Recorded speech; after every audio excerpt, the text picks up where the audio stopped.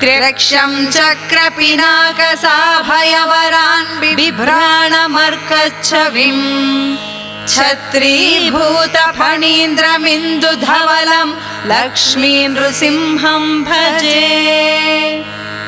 उपास्महे नृसिंहाख्यं ब्रह्मवेदान्तगोचरम् भयोल्लालितसंसारच्छेदहेतुं जगद्गुरुम्। पराशर उवाच मन्त्रज्ञानक्रियायोगसारभूतैश्च नामभिः ब्रह्मणा संस्तुतो विष्णुः सहस्रं तद्ब्रवीम्यहम्। ब्रह्म उवाच ॐ नमो नारसिंहाय वज्रदंश्राय वज्रिणे वज्रदेहाय वज्राय नमः।